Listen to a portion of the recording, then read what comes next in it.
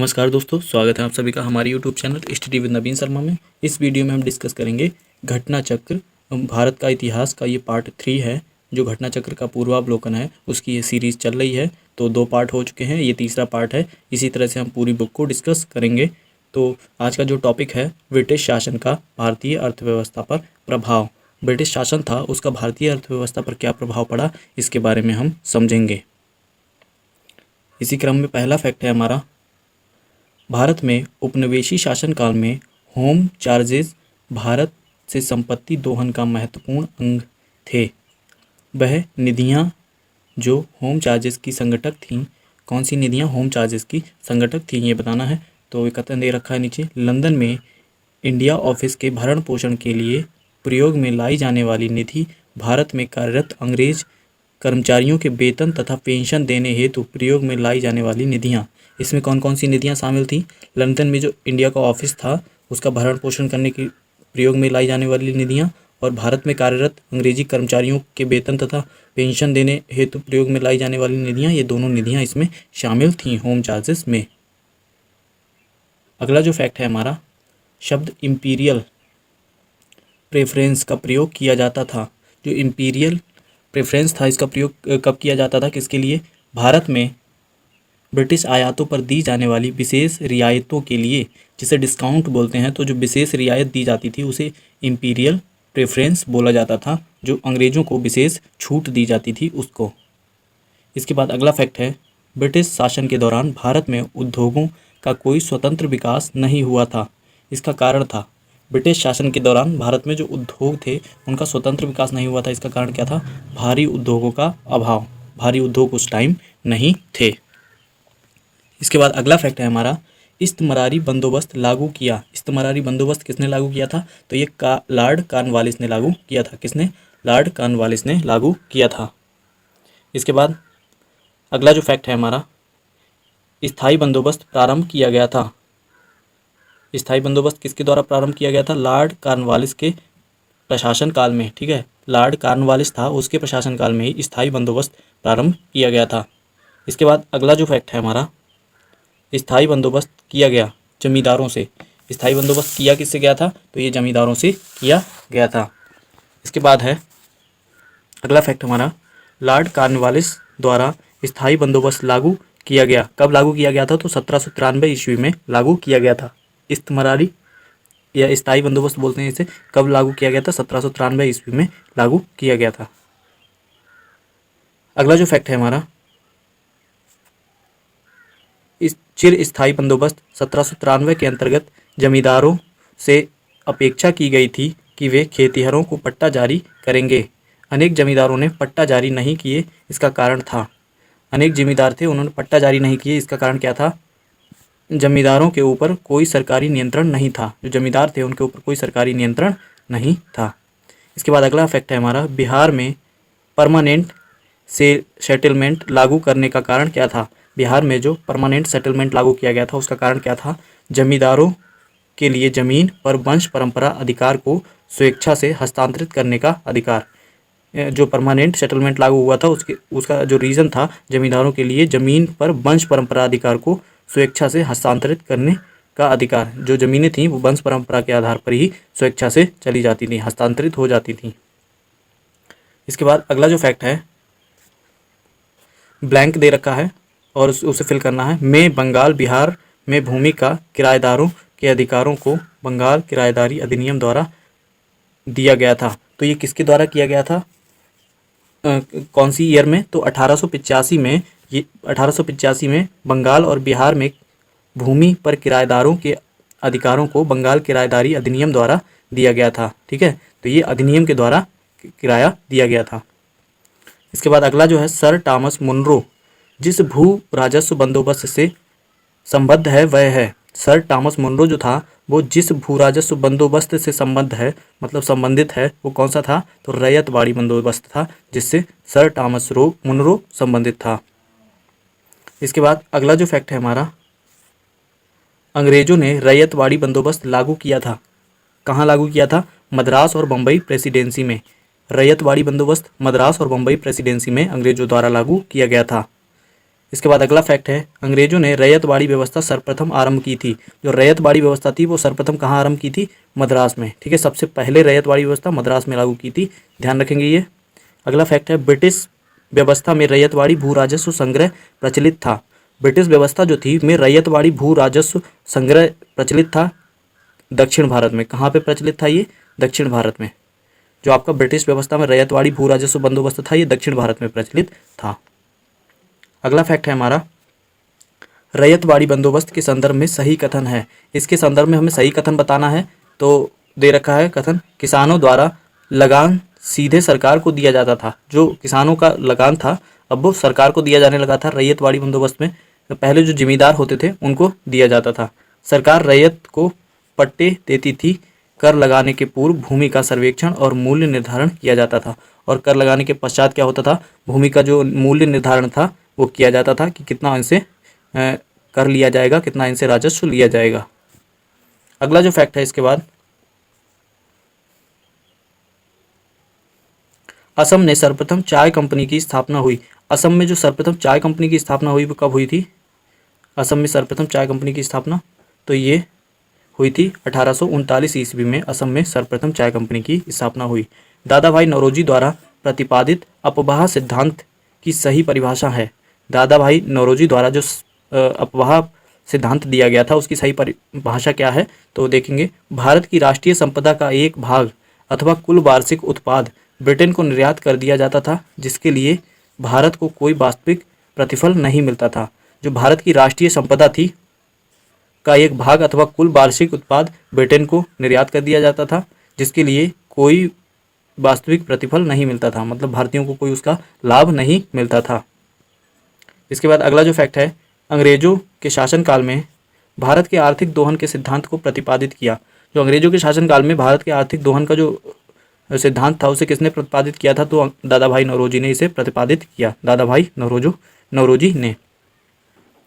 अगला है, निकास के सिद्धांत का प्रतिपादन किया था। जो निकास के सिद्धांत का प्रतिपादन था वो भी दादा भाई नौरोजी ने ही किया था।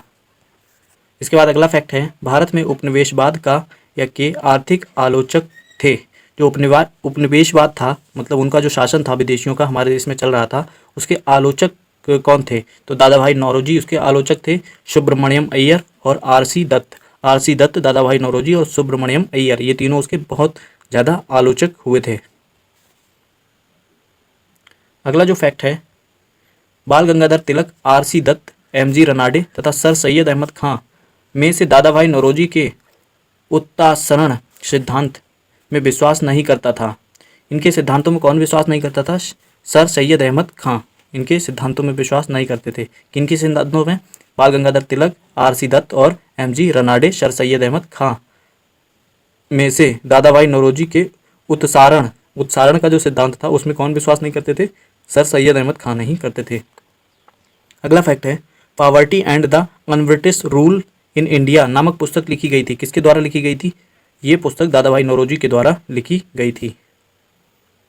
अगला फैक्ट है, दादा भाई नौरोजी की भारतीय राष्ट्रीय आंदोलन को सर्वाधिक प्रभावी देन थी कि दादा भाई नौरोजी की भारतीय राष्ट्रीय आंदोलन को सर्वाधिक प्रभावी देन थी। कौन सी देन सर्वाधिक प्रभावी थी? उन्होंने इस बात को अभिव्यक्त किया कि वे ब्रिटेन भारत का आर्थिक शोषण कर रहा है। मतलब उन्होंने इस बात को व्यक्त किया कि जो ब्रिटेन है वो भारत का आर्थिक शोषण कर रहा है, और इसे खुलकर कहा, और किसी ने इस बात को खुलकर नहीं कहा था। तो ये उनकी सर्वाधिक देन थी।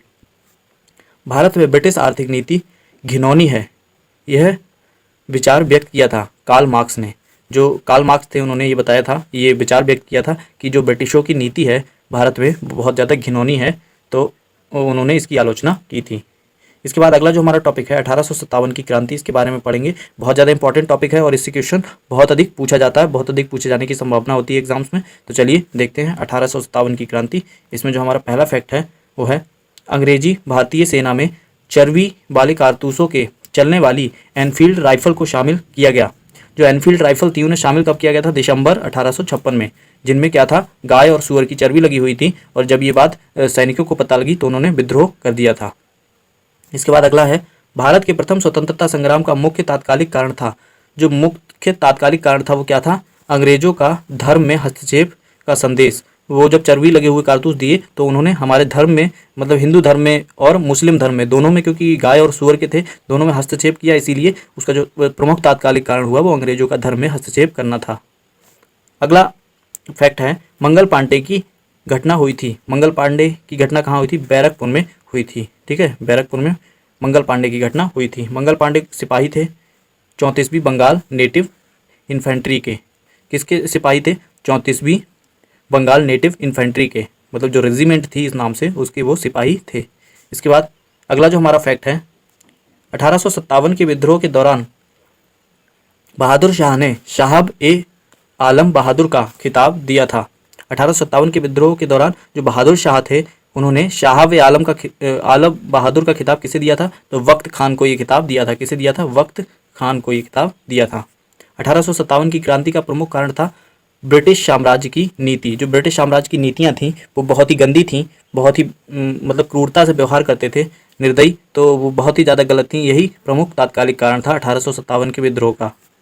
अगला फैक्ट है, 1857 की क्रांति सर्वप्रथम प्रारंभ हुई, तो ये सर्वप्रथम मेरठ से प्रारंभ हुई थी। ध्यान रखेंगे, ये क्वेश्चन बहुत आता है।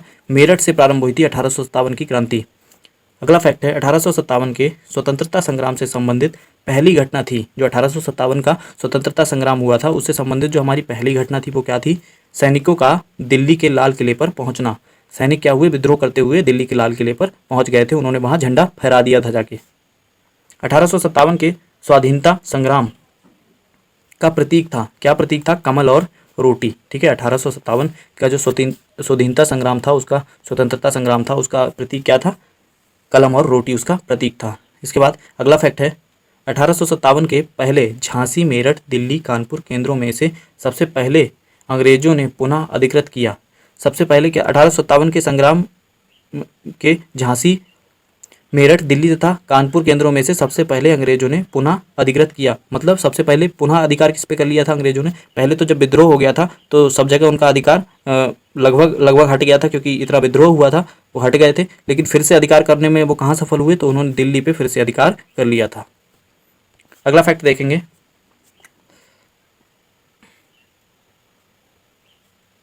अगला जो फैक्ट है हमारा, 1857 के स्वाधीनता संग्राम की वीरांगना महारानी लक्ष्मीबाई की जन्मस्थली है। जो 1857 स्वाधीनता संघर्ष हुआ था उसकी वीरांगना महारानी लक्ष्मीबाई जो थी, बहुत ही साहसी महिला थी, की जन्मस्थली कहाँ है? इनकी जन्मस्थली वाराणसी में है। कहाँ पे? वाराणसी में। 1857 के बरेली विद्रोह का नेता था तो खान बहादुर। बरेली विद्रोह का नेता कौन था? खान बहादुर बरेली विद्रोह का नेता था। महारानी लक्ष्मीबाई की समाधि स्थित है कहाँ? ग्वालियर में स्थित है महारानी लक्ष्मीबाई की समाधि। कहाँ पे? ग्वालियर में स्थित है। अगला फैक्ट है, रानी लक्ष्मीबाई को अंतिम युद्ध में सामना करना पड़ा था ह्यूरोज का। किसका सामना करना पड़ा था? ह्यूरोज का सामना करना पड़ा था अंतिम युद्ध में। अगला जो फैक्ट है, 1857 का विद्रोह लखनऊ में जिसके नेतृत्व में आगे बढ़ा वह था। किसके नेतृत्व में 1857 का विद्रोह लखनऊ में आगे बढ़ा था? तो वो बेगम ऑफ अवध, जो बेगम थी, उनका अवध की जो बेगम थी उनके नेतृत्व में आगे बढ़ा था। वह महिला जिन्होंने अवध में 1857 की क्रांति का नेतृत्व किया था, कौन थी? बेगम। कौन बेगम थी? बेगम हजरत महल ने नेतृत्व किया था लखनऊ में भी, और हमारा जो अवध प्रांत था वो लखनऊ ही उसमें आता था, तो वहाँ पे बेगम हजरत महल ने नेतृत्व किया था। अगला फैक्ट है, इलाहाबाद में 1857 के संग्राम का नेता था। इलाहाबाद में जो 1857 का संग्राम हुआ था उसका नेता कौन था इलाहाबाद में? तो मौलवी लियाकत अली इलाहाबाद में उसके नेता थे। इसके बाद अगला जो फैक्ट है हमारा, 1857 के संघर्ष में भाग लेने वाले सिपाहियों की सर्वाधिक संख्या थी। कहाँ के सिपाही सर्वाधिक थे? तो वो अवध के सिपाही सर्वाधिक थे। कहाँ के? अवध के।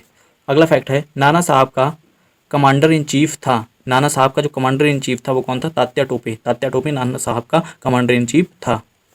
अगला है, अजीमुल्ला खां सलाहकार थे नाना साहब के। अजीमुल्ला खां किसके सलाहकार थे? तो ये नाना साहब के सलाहकार थे। अगला फैक्ट देखेंगे, वर्ष 1857 के विद्रोह के संदर्भ में नाना साहब कुंवर सिंह, खान बहादुर खान, तात्या टोपे में से वह जिसे उसके मित्र ने धोखा दिया तथा जिसे अंग्रेजों द्वारा बंदी बनाकर मार दिया गया। इनमें से कौन थे जिसके मित्र ने उन्हें धोखा दिया और अंग्रेजों द्वारा उन्हें बंदी बनाकर मार दिया गया था? तो ये थे तात्या टोपे। ठीक है, तात्या टोपे थे जिनको उनके मित्र ने धोखा दिया और उन्हें अंग्रेजों द्वारा बंदी बनाकर मार दिया गया था। अगला फैक्ट है, 1857 के क्रांतिकारियों में वह जिसका वास्तविक नाम रामचंद्र पांडुरंग था। कौन था? तो तात्या टोपे का ही वास्तविक नाम रामचंद्र पांडुरंग था। अगला जो फैक्ट है, कुंवर सिंह 1857 के विद्रोह के एक प्रमुख नायक थे। कुंवर सिंह जो थे वो 1857 के एक प्रमुख नायक थे विद्रोह के, वह संबंध थे, तो बिहार से संबंध थे कुंवर सिंह। कहाँ से संबंध थे? बिहार से संबंध थे कुंवर सिंह। इसके बाद अगला फैक्ट है, पटना के 1857 के स्वतंत्रता संग्राम के नेता थे। जो पटना के 1857 के स्वतंत्रता संग्राम के नेता कौन थे? राजपूत कुंवर सिंह। ठीक है, पटना बिहार में ही पड़ता है, ये राजधानी है बिहार की। अगला फैक्ट है, असम में 1857 की क्रांति का नेता था। असम में 1857 की क्रांति का नेता कौन था? दीवान मनीराम दत्त। कौन था? दीवान मनीराम दत्त। अगला फैक्ट है, 1857 के विद्रोह का बिहार में 15 जुलाई 1857 से 20 जनवरी 1858 तक केंद्र था। 1857 के विद्रोह का बिहार में 15 जुलाई से और 15 जुलाई 1857 से 20 जुलाई 1858 तक केंद्र था जगदीशपुर। ठीक है, जो बिहार में केंद्र था वो कौन सा केंद्र था? इतने टाइम के लिए जगदीशपुर केंद्र था। अगला फैक्ट है, जगदीशपुर का वह व्यक्ति जिसने 1857 के विप्लव या विद्रोह में क्रांतिकारियों का नेतृत्व किया था। क्रांतिकारियों का नेतृत्व किसने किया था? जगदीशपुर का कौन सा व्यक्ति था ऐसा? तो कुंवर सिंह ने वहाँ पे नेतृत्व किया था। जगदीशपुर के राजा थे, तो जगदीशपुर के राजा भी कुंवर सिंह ही थे। अगला फैक्ट है, 1857 की क्रांति में अंग्रेजों व जोधपुर की संयुक्त सेना को पराजित करने वाला था। 1857 की क्रांति में अंग्रेजों और जोधपुर की संयुक्त सेना को पराजित करने वाला कौन था? तो ये आऊबा के ठाकुर कुशल सिंह थे। कौन थे? आऊबा के ठाकुर कुशल सिंह थे। अगला जो हमारा फैक्ट है, अजमेर, जयपुर, नीमच, आऊबा में से राजस्थान में 1857 की क्रांति का केंद्र नहीं था। राजस्थान में कौन सा केंद्र नहीं था जो 1857 की क्रांति से संबंधित है? तो ये जयपुर केंद्र 1857 की क्रांति से संबंधित नहीं था। अगला फैक्ट है, चंद्रशेखर आज़ाद, राम प्रसाद बिस्मिल, शहादत खान, माखनलाल चतुर्वेदी में से 1857 में अंग्रेजों से संघर्ष किया। किसने संघर्ष किया था? इनमें से अंग्रेजों से संघर्ष किसने किया था? तो शहादत खान ने। ठीक है, चंद्रशेखर आज़ाद, राम प्रसाद बिस्मिल, शहादत खान तथा माखनलाल चतुर्वेदी में से 1857 में अंग्रेजों से संघर्ष शहादत खान ने किया था। अगला फैक्ट है हमारा, मौलवी अहमदुल्लाह शाह, मौलवी इंदादुल्लाह, मौलवी फज्जेहलक खैराबादी और नवाब लियाकत अली में से 1857 के विद्रोह में अंग्रेजों का सबसे कट्टर दुश्मन कौन था? तो मौलवी अहमदुल्लाह शाह ये सबसे कट्टर उनके दुश्मन थे अंग्रेजों के। अगला फैक्ट है, 1857 के विद्रोह को देखने वाले उर्दू कवि थे। जो उर्दू कवि थे जिसने अंग्रेजों का ये विद्रोह 1857 का विद्रोह देखा था, अंग्रेजों के खिलाफ जो विद्रोह था, वो मिर्ज़ा गालिब थे जिन्होंने ये विद्रोह देखा था। अगला फैक्ट है, सुप्रसिद्ध उर्दू शायर मिर्ज़ा गालिब का मूल निवास था। कहाँ पे था इनका निवास मिर्ज़ा गालिब का? तो आगरा में मिर्ज़ा गालिब का निवास था। अगला फैक्ट है, आज़ादी की पहली लड़ाई 1857 में भाग नहीं लिया भगत सिंह ने। भगत सिंह ने 1857 की लड़ाई में भाग नहीं लिया था। किसने नहीं लिया था? भगत सिंह ने। याद रखेंगे आप लोग, इंपॉर्टेंट है। अगला जो फैक्ट है हमारा वो है, 1857 के विद्रोह में बेगम हजरत महल, कुंवर सिंह, उधम सिंह तथा मौलवी अहमदुल्ला में से संबद्ध नहीं था। 1857 के जो विद्रोह था उसमें बेगम हजरत महल, कुंवर सिंह और उधम सिंह, मौलवी अहमदुल्ला में से कौन संबंधित नहीं था 1857 के विद्रोह से? तो उधम सिंह इस विद्रोह से संबंधित नहीं थे। कौन नहीं थे? उधम सिंह इस विद्रोह से संबंधित नहीं थे। इसके बाद अगला जो फैक्ट है हमारा, 1857 के स्वतंत्रता संग्राम में अंग्रेजों की सर्वाधिक सहायता करने वाला राजवंश था। किस राजवंश ने सबसे ज़्यादा अंग्रेजों की सहायता की थी? तो वो ग्वालियर के सिंधिया थे जिन्होंने अंग्रेजों का सहयोग किया था। अगला फैक्ट है, भारत में शिक्षित मध्य वर्ग ने 1857 के विद्रोह में तटस्थता बनाए रखी थी। जो शिक्षित वर्ग था, शिक्षित मध्य वर्ग था, उसने किया था? तटस्थता, मतलब उन्होंने ज़्यादा हस्तक्षेप नहीं किया था, इस विद्रोह में भाग नहीं लिया था पूरी शिद्दत से, तो उन्होंने अपना तटस्थता बनाए रखी थी। इसीलिए क्या हुआ, ये विद्रोह थोड़ा सा असफल रहा था, उतना सफल नहीं रहा था जितना रहना चाहिए था। अगला फैक्ट है, खेतिहर मजदूर, शाहूकार, कृषक तथा जमींदार वर्गों में 1857 के विद्रोह में भाग नहीं लिया था। तो साहूकार, जो जमींदार या शाहूकार थे, उन्हें अंग्रेजों से लाभ प्राप्त होता था, तो उन्होंने इस विद्रोह में भाग नहीं लिया था क्योंकि वो मालामाल हो गए थे राजस्व वसूल के, और वो अंग्रेजों की वजह से हुए थे, तो इसीलिए इन्होंने भाग नहीं लिया था इस विद्रोह में। झांसी, चित्तौड़, जगदीशपुर, लखनऊ में से वह क्षेत्र जो 1857 के विद्रोह से प्रभावित नहीं था। कौन सा क्षेत्र था इनमें से जो 1857 के विद्रोह से प्रभावित नहीं था? तो चित्तौड़ जो था वो 1857 के विद्रोह से प्रभावित नहीं था। इसके बाद अगला जो फैक्ट है हमारा, बिहार के दानापुर, पटना, आरा, मुजफ्फरनगर, मुंगेर में से 1857 के विद्रोह से अप्रभावित भाग था, मतलब जो प्रभावित नहीं था। कौन कौन सा? बिहार का दानापुर, पटना, आरा, मुजफ्फरपुर और मुंगेर में से। तो मुंगेर जो था जनपद है ये प्रभावित नहीं था 1857 के विद्रोह से। अगला फैक्ट है हमारा, सुमेलित किया हुआ है पहले से ही, तो देखेंगे इसे। वक्त खां ये दिल्ली से संबंधित थे, मौलवी अहमदुल्ला अवध से संबंधित थे, कुंवर सिंह आरा से संबंधित थे, नाना साहब कानपुर से संबंधित थे। ठीक है, वक्त खां दिल्ली से संबंधित, मौलवी अहमदुल्ला अवध से संबंधित, कुंवर सिंह आरा से संबंधित और नाना साहब कानपुर से संबंधित थे। इसके बाद सही सुमेलित हैं आगे जो दे रखे हैं वो भी। झांसी जो था पुरानी लक्ष्मीबाई से संबंधित था, लखनऊ बेगम हजरत महल से संबंधित था, कानपुर अजीमुल्लाह खां से संबंधित था और फैजाबाद मौलवी अहमद शाह से संबंधित था। ठीक है, झांसी रानी लक्ष्मीबाई से संबंधित था, लखनऊ बेगम हजरत महल से संबंधित था, कानपुर अजीमुल्लाह खां से संबंधित था और फैजाबाद मौलवी अहमद शाह से संबंधित था। अगला जो फैक्ट दे रखे हैं वो भी सुमेलित किए हुए हैं पहले से ही।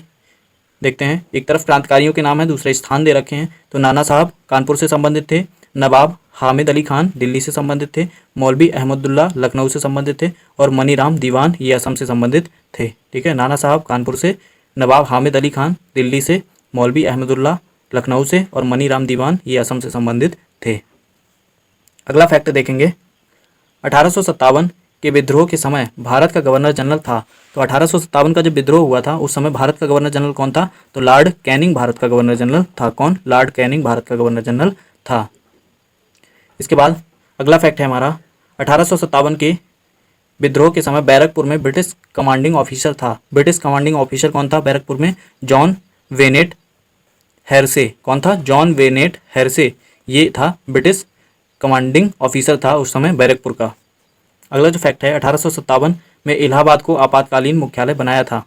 जो इलाहाबाद था उसे आपातकालीन मुख्यालय किसने बनाया था? लॉर्ड कैनिंग ने बनाया था। किसने? लॉर्ड कैनिंग ने आपातकालीन मुख्यालय बनाया था इलाहाबाद को। इसके बाद अगला जो फैक्ट है हमारा, 1857 के विद्रोह के समय ब्रिटिश प्रधानमंत्री थे तो विस्काउंट पामस्टर्न। विस्काउंट पामस्टर्न ये हमारे ब्रिटिश प्रधानमंत्री थे 1857 के विद्रोह के समय। अगला फैक्ट है, 1857 का विद्रोह मुख्यतः असफल रहा। क्यों असफल रहा था? किसी सामान्य योजना और केंद्रीय संगठन की कमी के कारण। इसकी जो योजना थी वो एक तरह से अच्छे ढंग से नहीं बनाई गई थी और इसका संगठन में भी कमी थी। जहाँ पे जिसका मन किया उसने वैसे विद्रोह स्टार्ट कर दिया, एक उसका कोई निश्चित टाइम नहीं था या उससे पहले ही स्टार्ट कर दिया गया था। अगला जो फैक्ट है, 1857 का प्रथम स्वतंत्रता संग्राम असफल हुआ क्यों असफल हुआ था? तो ये भारतीय सिपाहियों के उद्देश्य की एकता में कमी थी। प्रायः भारतीय राजाओं ने ब्रिटिश सरकार का साथ दिया, ब्रिटिश सिपाही कहीं अच्छे सज्जित तथा संगठित थे। ठीक है, जो भारतीय सिपाही थे उनकी उद्देश्य और एकता में भी कमी थी, उनमें उतना ज़्यादा एकता नहीं थी। और भारतीय जो राजा थे उन्होंने गद्दारी दिखाई थी, मतलब उन्होंने ब्रिटिशों का सहयोग किया था उसमें 1857 के विद्रोह में। और जो ब्रिटिश सिपाही थे वो भारतीयों से कई ज़्यादा सज्जित थे और उनके पास बहुत सारे हथियार वगैरह सब कुछ था, उससे लैस थे, तो इसीलिए असफलता देखनी पड़ी। अगला जो फैक्ट है, अंग्रेज राजपूत राज्यों में से 1857 के विद्रोह को दबाने में सफल रहे, क्योंकि जो अंग्रेज राजपूत राज्यों के 1857 के विद्रोह को दबाने में सफल रहे उसका कारण क्या था? स्थानीय शासकों ने क्रांतिकारियों का साथ नहीं दिया। जो स्थानीय शासक थे उन्होंने क्रांतिकारियों का साथ नहीं दिया था, इसका ये कारण था। अगला जो फैक्ट है, जनरल जॉन निकल्सन, जनरल नील, मेजर जनरल हैवलॉक तथा सर हेनरी लॉरेंस में से वह ब्रिटिश अधिकारी जिन्होंने लखनऊ में अपना जीवन खोया था। लखनऊ में किसने अपना जीवन खोया था, मतलब मृत्यु लखनऊ में किसकी हुई थी? तो इनमें से कौन कौन है? General John Nicholson, General Neill, General Major General Havelock, Sir Henry Lawrence. इनमें से कौन लखनऊ में मरे थे?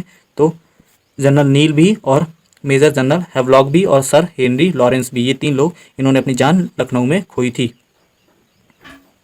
अगला कथन दे रखा है और कारण दे रखा है। तो पहला कथन है, 1857 के प्रथम स्वतंत्रता संग्राम ब्रिटिश सरकार से स्वतंत्रता प्राप्त करने में असफल रहा।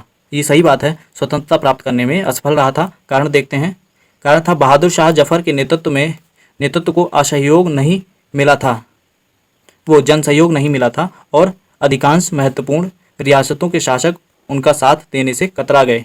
ठीक है, तो ये सही है। ये दोनों कथन और कारण दोनों सही हैं, और कथन सही जो कारण है वो कथन की सही स्पष्टीकरण भी है, क्योंकि ऐसा ही हुआ था कि जो भारतीय रियासतें थीं उनके जो सरदार थे उन्होंने साथ नहीं दिया था, और इसी वजह से क्या हुआ, असफल रहा 1857 का जो विद्रोह था वो। ठीक है, तो दोनों कथन और कारण सही हैं, और कारण सही स्पष्टीकरण भी है।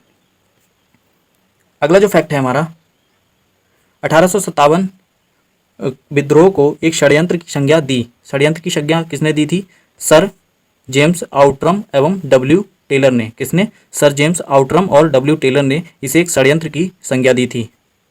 अगला फैक्ट है, वह आधुनिक इतिहासकार जिसने 1857 के विद्रोह को स्वतंत्रता की पहली लड़ाई कहा था। स्वतंत्रता की पहली लड़ाई किसने कहा था? तो वी डी सावरकर ने इसे स्वतंत्रता की पहली लड़ाई कहा था।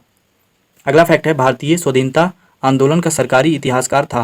भारतीय स्वाधीनता आंदोलन जो था उसका सरकारी इतिहासकार कौन था? S N Sen. ठीक है, कौन था? S N Sen. अगला फैक्ट है हमारा, भारतीय भाषा में 1857 के विप्लव के कारणों पर लिखने वाला प्रथम भारतीय था। 1857 का भारतीय भाषा में 1857 के विप्लव जो विद्रोह हुआ था उसको लिखने वाला, भारतीय भाषा में लिखने वाला प्रथम भारतीय कौन था? तो सैयद अहमद खान ने इसको प्रथम भारतीय थे जिन्होंने भारतीय भाषा में इसका उल्लेख किया था। तथाकथित प्रथम राष्ट्रीय स्वतंत्रता संग्राम ना प्रथम, न राष्ट्रीय और ना ही स्वतंत्रता संग्राम था। ये कथन किसने कहा था? ये बात किसने कही थी? ना ही ये राष्ट्रीय था, ना ही प्रथम था, और ना ही स्वतंत्रता संग्राम था। तो ये किसने कहा था? आर.सी. मजूमदार ने। ठीक है, आर.सी. मजूमदार ने ये बोला था। अगला जो फैक्ट है हमारा वो है 1857 की क्रांति के बारे में सही अवधारणा है। क्या अवधारणा है सही जो कि होनी चाहिए? इनमें इसने भारत में ईस्ट इंडिया कंपनी की शासन प्रणाली को मृतप्राय बना दिया। ठीक है, इसका बहुत बड़ा इम्पैक्ट पड़ा था। जो हमारे भारत में, इंडिया में जो ब्रिटिशों का राज शासन चल रहा था उस पर उनकी जो शासन प्रणाली था उसको मृतप्राय एकदम से वो रुक गई थी इस 1857 के विद्रोह के बाद। इसके बाद अगला जो फैक्ट है हमारा, महारानी विक्टोरिया ने भारतीय प्रशासन को ब्रिटिश ताज के नियंत्रण में लेने की घोषणा की। जो महारानी विक्टोरिया थी उन्होंने क्या किया? भारतीय प्रशासन को ब्रिटिश ताज के नियंत्रण में लेने की घोषणा की। मतलब जो शासन था भारत में चल रहा था ब्रिटिशों का, अब उसे अपने हाथ में लेने के लिए उन्होंने कब घोषणा की थी? तो 1 नवंबर 1858 को उन्होंने भारत में जो ब्रिटिशों का शासन था उसे अपने हाथ में ले लिया था, ब्रिटिश क्राउन के हाथ में ले लिया था। इसके बाद अगला जो फैक्ट है हमारा, सामग्री विक्टोरिया ने 1858 की घोषणा में भारतीयों को बहुत सी चीज़ें दिए जाने का आश्वासन दिया था। वह आश्वासन जिसे ब्रिटिश शासन ने पूरा किया था, कौन सा आश्वासन था जिसे पूरा कर दिया गया था? रियासतों को हड़पने की नीति समाप्त कर दी जाएगी। तो ये जो आश्वासन था कि रियायतों को जो हड़प नीति चल रही थी उसे समाप्त कर दिया जाएगा, इस आश्वासन को ब्रिटिश क्राउन ने पूरा कर दिया था। इसके बाद अगला जो फैक्ट है हमारा, महारानी विक्टोरिया की उद्घोषणा 1858 का उद्देश्य क्या था? इसका उद्देश्य क्या था इस घोषणा का? भारतीय राज्यों को ब्रिटिश साम्राज्य में मिलाने के किसी भी विचार का परित्याग करना तथा भारतीय प्रशासन को ब्रिटिश क्राउन के अंतर्गत रखना। ठीक है, इसका उद्देश्य था कि जो भारत में शासन हो रहा है उसे ब्रिटिश क्राउन के अंतर्गत उसके अधीन कर देना चाहिए, क्योंकि यहाँ पे जो ब्रिटिश के लोग थे वो अपने मन माने ढंग से यहाँ पे क्या कर रहे थे? शासन कर रहे थे। ठीक है, इसके बाद अगला जो फैक्ट है हमारा, पब्लिक सर्विस आयोग, पील आयोग, हंटर आयोग, साइमन कमीशन में 1857 के विद्रोह के दमन के बाद भारतीय फौज के नव संगठन संबंधित हैं। इनमें से जो हमारे आयोग थे, पब्लिक सर्विस आयोग था, और पील आयोग था, हंटर आयोग था, साइमन कमीशन में से 1857 के विद्रोह के दमन के बाद भारतीय फौज के नव संगठन से संबंधित था। नया जो संगठन था उससे संबंधित कौन सा था? तो पील आयोग नए संगठन से संबंधित था 1857 के विद्रोह के बाद। अगला जो फैक्ट है, 1857 के विद्रोह के बाद ब्रिटिश सरकार ने सिपाहियों का इन प्रांतों से चयन किया था। किन प्रांतों से सिपाहियों का चयन किया गया था 1857 के विद्रोह के बाद? तो गोरखा, सिख, पंजाबी और उत्तर प्रांत से। कहाँ से? गोरखा, सिख, पंजाबी और उत्तर प्रांत से सिपाहियों का चयन किया गया था। और पहले कहाँ के सिपाही अधिक थे? तो अवध के सिपाही पहले सर्वाधिक थे। तो आज के लिए बस इतना ही। इस वीडियो में हमने 1857 के विद्रोह को डिस्कस किया और जो ब्रिटिशों का प्रभाव था भारतीय अर्थव्यवस्था पर उसे डिस्कस किया। ये हमारा इस सीरीज़ का तीसरा वीडियो था। जो हमारा घटना चक्र पूर्वावलोकन का अतिरिक्तांक है, पॉइंटर, उसका ये तीसरा वीडियो था। और इसी तरह से हम पूरी बुक को डिस्कस करेंगे। उसके बाद ऑब्जेक्टिव भी डिस्कस करेंगे, जो ऑब्जेक्टिव घटना चक्र है उसको भी। तो इसको देखते रहिए, ये सभी एग्जाम्स के लिए इक्वली इंपॉर्टेंट है आपके, चाहे वो यूपीपीसीएस हुआ, आरओ हुआ, चाहे वो आपका वनडे एग्जाम्स हुआ, वीडियो हुआ, लेखपाल हुआ, कोई भी एग्जाम देंगे उस सभी के लिए ये बहुत ज़्यादा इंपॉर्टेंट है, क्योंकि ये प्रीवियस ईयर में आए हुए पॉइंट्स होते हैं, प्रीवियस ईयर में आए हुए क्वेश्चन होते हैं, वो यहाँ पे पॉइंट के रूप में रख दिए जाते हैं। तो ये बहुत ज़्यादा इंपॉर्टेंट हो जाते हैं, क्योंकि सभी लगभग सभी सब्जेक्टों से जो क्वेश्चन होते हैं वो प्रीवियस ईयर के क्वेश्चन ही रिपीट होते हैं। उनके 3-4 फैक्ट को मिला के, अगर थोड़ा सा टफ बनाना होता है तो 3-4 फैक्ट मिला के क्वेश्चन का बना दिया जाता है। तो इसको करना आपको बहुत ज़रूरी है, इससे आप सभी क्वेश्चन अटेम्प्ट कर पाएंगे। तो इसको देखते रहिए और इसी तरह की वीडियोस के लिए सब्सक्राइब करें हमारे यूट्यूब चैनल स्टडी विद नवीन शर्मा और बेल आइकन को प्रेस कर दें, जिससे आगे आने वाली वीडियोस की नोटिफिकेशन आपको आसानी से मिलते रहें। धन्यवाद।